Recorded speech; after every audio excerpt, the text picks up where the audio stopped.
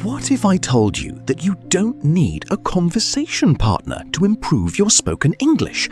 That you can train your voice, sharpen your brain, and get fluent completely on your own? Welcome to FluentoLab. Today, I'm going to share 3 powerful exercises I'd do every single day if I were starting from scratch. And we're not staying in a classroom, we're going outside. Because the whole world around us, it's a lesson. Think about a piano for a moment. If someone pressed the same note over and over again, it wouldn't be music, it would be noise. And honestly, that's how a lot of English learners sound, even when their vocabulary is brilliant. So today, I want to show you how to play your voice like an instrument. First, stand up, shake your shoulders, loosen your face. Seriously, go with me here. Okay, now we're ready. Here's the exercise. Grab any English book you have at home. I've got this one by David Crystal, a little book of language. You don't need anything fancy. Open to a random page, then read out loud for 60 seconds. Reading aloud is already one of the most underrated speaking exercises out there. It trains your brain and your mouth at the same time. But here's what most people miss. You can play with how you read. 4 ways to play with your voice. Volume. Go loud, open up, articulate clearly. Go quiet, slow down, get precise. Speed. Go fast, train your mouth to keep up. Go slow, train yourself to be clear. Pitch. Go high for excitement. Go low for gravity and weight. Pause. Silence is power. Use it. Own it. Let me show you what I mean. I'm going to read a passage, and I want you to shadow me. Copy my voice as I go. Ready? Although there are 26 letters in the English alphabet, when we write them down, it turns out there are 52, because each letter appears in 2 forms, big A and little a, big B and little b. These are called uppercase and lowercase, terms that come from the days when printers kept their letters in 2 large wooden boxes, or cases. Native speakers switch between these modes all the time, completely unconsciously. The more you practice, the more natural it becomes. And to help you remember these 4 techniques, just picture tiny purple penguins. Volume, speed, pitch, pause. Works every time. I hear this all the time from English learners. I study every day, but the moment I'm in a real conversation, my mind goes completely blank. Sound familiar? That's not a vocabulary problem. That's a connection problem. Your brain isn't linking words fast enough under pressure. But these 2 word games will fix exactly that. Game 1 is called the word tree. Think of a real tree. There's a trunk in the center and then branches spreading outward. The trunk is your starting word. The branches are everything connected to it.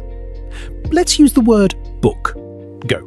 Author, page, library, librarian, bibliography, illustrator, spine, fiction, non-fiction, genre, knowledge, information, inform.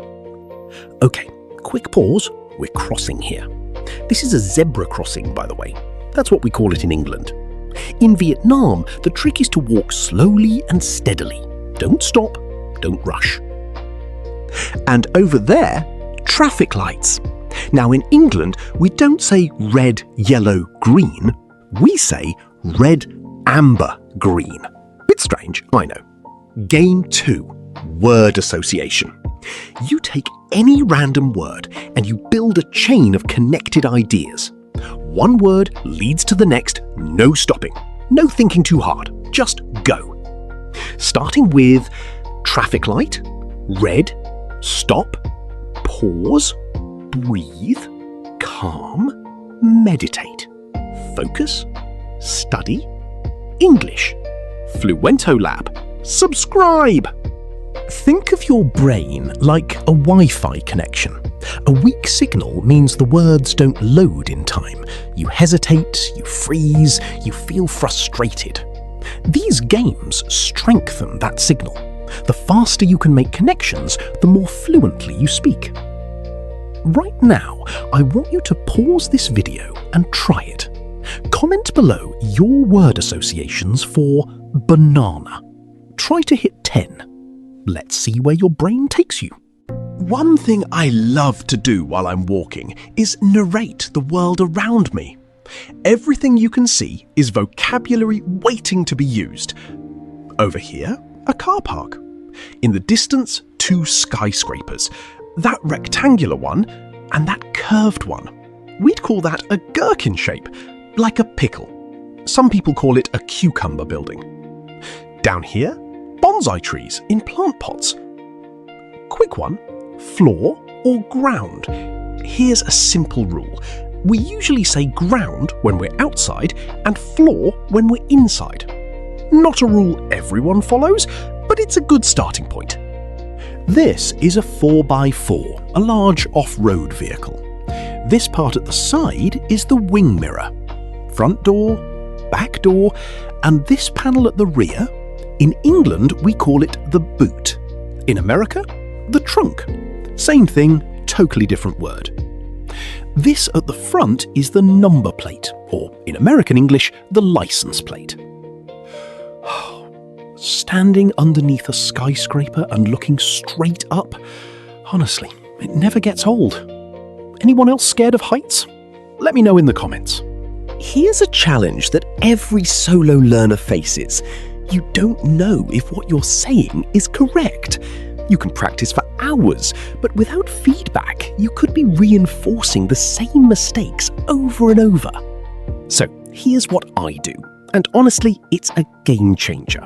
I open up ChatGPT, give it a simple roleplay scenario, and just have a conversation. Free, on your phone, right now. Here's the prompt I use. I type, "You are my conversation partner.